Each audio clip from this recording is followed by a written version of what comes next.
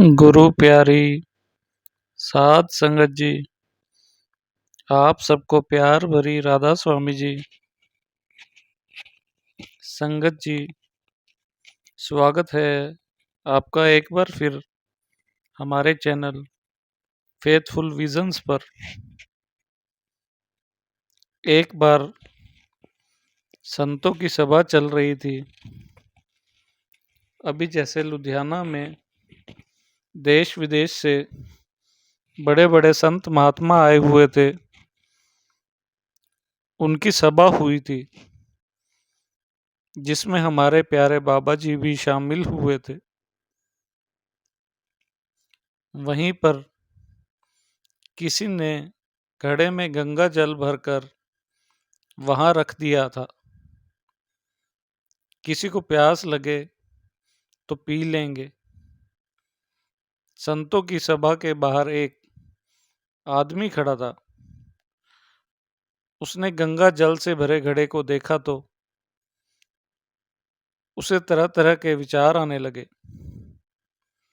वह सोचने लगा, यह घड़ा कितना भाग्यशाली है। इसमें किसी तालाब या पोखर का जल नहीं, इसमें गंगा जल डाला हुआ है और यह सब संतों के काम आएगा। इसको संतों का स्पर्श मिलेगा और उन संतों की सेवा का फल मिलेगा। ऐसी किस्मत किसी किसी की होती है कि जो संत महात्माओं की सेवा कर सके और उनका स्पर्श पाकर अपना जीवन सफल बना सके। यह तो सब मालिक की दया से ही होता है। मालिक जो करता है हमारे भले के लिए ही करता है। सभा के बाहर खड़े आदमी के भाव घड़े ने पढ़ लिए और घड़ा बोला, भाई मैं तो मिट्टी के रूप में उस पहाड़ पर पड़ा था, किसी काम का नहीं था। लोग पहाड़ पर चढ़ते, हमारे ऊपर पैर रखते थे। मुझे यह सब अच्छा नहीं लगता था। मुझे नहीं लगता था कि मालिक ने हमारे साथ न्याय किया है। फिर एक दिन एक कुम्हार आया। उसने कस्सी मारकर मुझको खोदा और गधे पर लाद कर अपने घर ले आया। घर लाकर मुझको पत्थर से कूटा, बारीक किया, फिर छाना, पानी डालकर गूंदा, चाक पर चढ़ाकर तेजी से घुमाया। वह पहले मिट्टी से चिलम बना रहा था तो उसकी पत्नी ने कहा, अब गर्मी का मौसम है, लोग ठंडे पानी के लिए घड़े मांगते हैं। चिलम तो अभी भी हमारे पास पिछले साल के पड़े हुए हैं। तुम चिलम बाद में बनाना, अभी सुंदर सुंदर घड़े बनाओ। उसने दोबारा मुझको मार मार कर बराबर किया, चाक पर चढ़ाकर तेजी से घुमाया, फिर गला काटा, फिर थापी मार मार कर बराबर किया और मुझे घड़े का रूप दिया। धूप में सुखाया। बात यहीं खत्म नहीं हुई। उसके बाद कुम्हार ने मुझे आवे की आग में झोंक दिया, जलने को। वह आदमी बोला, मैंने तो सत्संग में सुना था कि अगर किसी घड़े को बाहर से मारते हैं, अंदर से हाथ देकर प्यार भी करते हैं। घड़ा बोला, यह क्या कह रहा है? मैंने सुना था कि किसी के ऊपर दुख आ जाता है तो मालिक दुख के साथ साथ हमें कुम्हार की तरह हाथ देकर हौसला भी कर देते हैं। घड़ा बोला, इतने कष्ट सहकर बाहर निकला तो गधे पर लाद कर मुझे बाजार में बेचने के लिए भेज दिया। वहां भी लोग ठोक ठोक कर देख रहे थे कि ठीक है, टूटा हुआ तो नहीं। एक नहीं, कई लोगों ने आकर ठोका, पर लिया नहीं। ठोकने के बाद मेरी कीमत लगाई गई, वह भी केवल 50 रुपए। मैं तो पल पल ही सोचता रहा कि मालिक सारे अन्याय मेरे साथ ही करने हैं क्या। रोज एक नया दुख नहीं, पीड़ा देते हो। मेरी किस्मत में क्या यही दुख सहने लिखे हैं?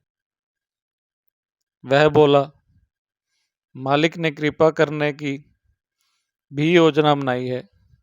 इतने घड़ों में से सिर्फ तुमको ही चुनकर यह संत महात्माओं की सभाओं में लाए हैं। पानी की जगह इसमें गंगा जल भरकर तुमको वैसे ही पवित्र कर दिया है।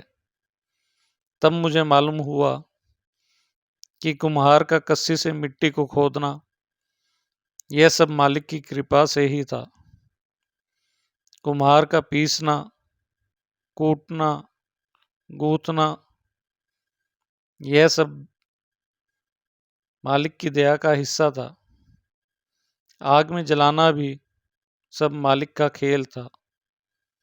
बाजार में ठोके जाना, यह सब उसी मालिक की कृपा थी, जिसके कारण पहाड़ से लाकर कुम्हार ने मुझे यह रूप दिया और आज सर उठाकर संतों की सभा में आदर मान मिल रहा है।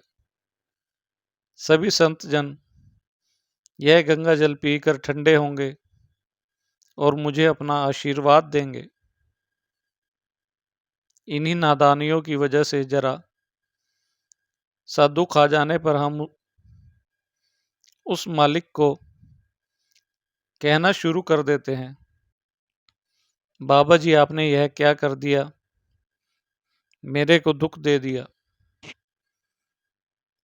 मैं आपके घर रोज आता हूँ, सेवा करता हूँ, इन सब के बदले आपने मुझे यह चोट दे दी।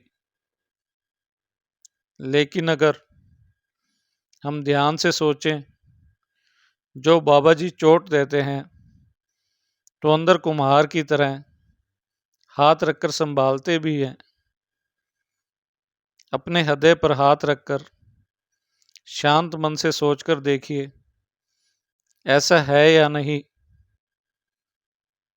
बाबा जी बड़े दुख को छोटा कर देते हैं। छोटे मोटे दुखों को तो सेवा के बदले ऐसे ही टाल देते हैं, जिनका हमें पता ही नहीं चलता। मालिक द्वारा ली जा रही परीक्षा की घड़ी में भी हम सत्य और न्याय के पथ से ना भटके।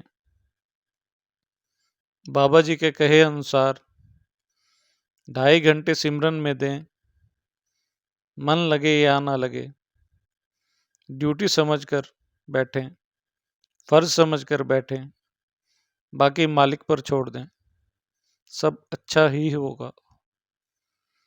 सुमिरन करते समय अगर आपका मन सुमिरन को भूलकर दुनिया के पदार्थों और धर्मों के बारे में सोचना शुरू कर दे, तो आप अपने मन को वापस खींचकर पूरी एकाग्रता के साथ सुमिरन में लगाएं। उसे बार बार वापस पूरी शक्ति से सुमिरन करना कहते हैं। यह नहीं कि आप शारीरिक शक्ति का प्रयोग करें। सुमिरन और ध्यान में मन को लगाए रखने के लिए आपको उसके साथ पूरी लड़ाई करनी है।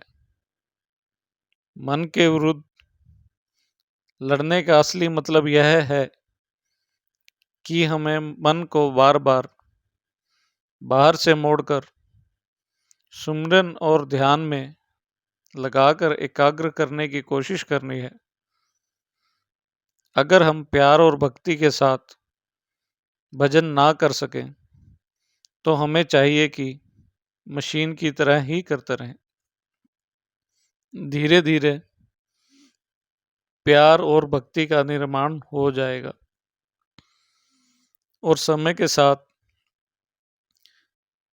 रस्मी सुमिरन में से ही सच्चा सुमिरन पैदा हो जाएगा। शुरू शुरू में तो हमें मन के साथ लड़ाई करनी पड़ती है, हमें मन को भजन में लगाना पड़ता है और फिर अभ्यास के फलस्वरूप अपने आप प्रेम जागृत होता है और विश्वास भी आ जाता है। कुछ लोग भाग्यशाली होते हैं, वे विश्वास और भक्ति के साथ साथ ही अपना अभ्यास शुरू करते हैं। दूसरों को विश्वास और भक्ति पैदा करनी पड़ती है। यह सब हमारे पिछले जन्मों के संस्कारों की वजह से होता है। संत मत के साथ हमारे पिछले संबंधों का कारण होता है। सुमरन तो केवल मन को व्यस्त रखने के लिए है, मन को लगाए रखने के लिए, ताकि हमारा ख्याल सिमट कर आंखों के केंद्र में आ सके। इसलिए हमें प्रेम और भक्ति के साथ सुमिरन करने की सलाह दी जाती है।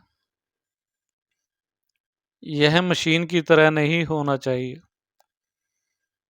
प्यार और भक्ति से किया हुआ सिमरन आपको आंखों के पीछे सिमटने और एकाग्र होने में मदद देगा।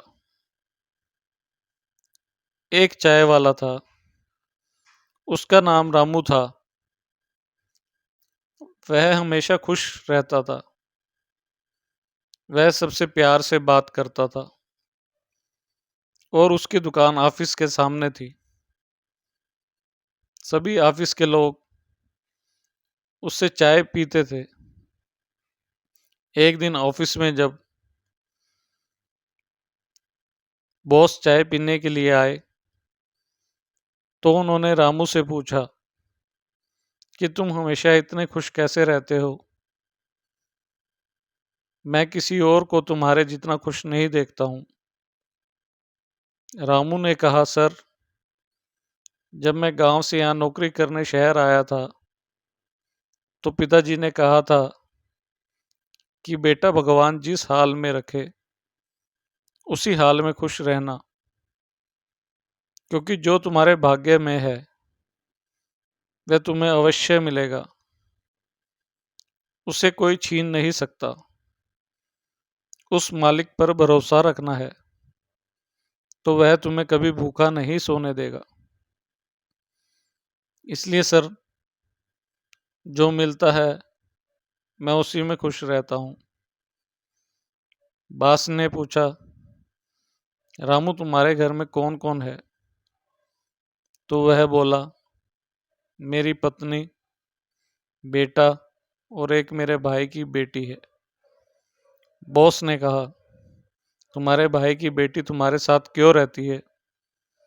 रामू ने कहा, मेरा बड़ा भाई गांव में रहता है, उसकी कमाई इतनी नहीं है कि वह उसको पढ़ा सके, इसलिए मैं उसे अपने साथ ले आया।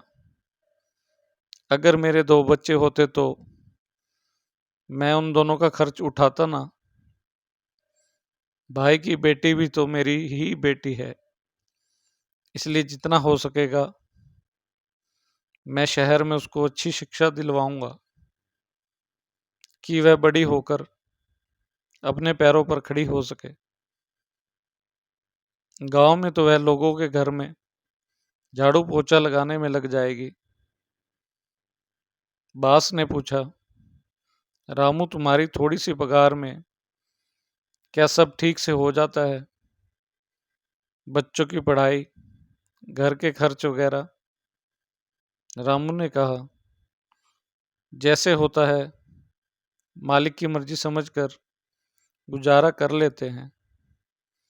मेरी पत्नी भी पढ़ी लिखी है, वह भी पास के बच्चों को ट्यूशन वगैरह पढ़ाकर कुछ कमा लेती है। बॉस जब घर आए तो वह सोचने लगे कि इतनी कम पगार में वह इतना खुश रहता है, यहाँ मेरे पास सब कुछ है, फिर भी अधिक पाने के लिए चिंतित रहता हूँ। उसकी तरह खुश क्यों नहीं रहता। रात भर यही सोचते रहे और सोचते सोचते नींद आ गई। और नींद में भगवान ने कहा कि रामू के पास संतोष है जो तुम्हारे पास नहीं है। संतोष धन ही सबसे बड़ा धन है। बॉस ने सुबह रामू के पास जाकर कहा, रामू, जो मैंने कल तुमसे बात की उसका जवाब मुझे मिल गया है। तुम्हारे पास जो है तुम उसी में खुश हो। संतोष ही सबसे बड़ा धन है। रामू ने कहा, हाँ सर, जब मिले, जितना मिले, जैसे मिले, उसमें हमेशा खुश रहना चाहिए। बस मालिक की मर्जी में ही हमारी मर्जी है। और वह मालिक का शुक्र करने लगा। अगर आपको आज की साखी अच्छी लगी हो तो वीडियो को लाइक और चैनल को अगर अभी तक आपने सब्सक्राइब नहीं किया तो सब्सक्राइब जरूर करें। राधा स्वामी जी।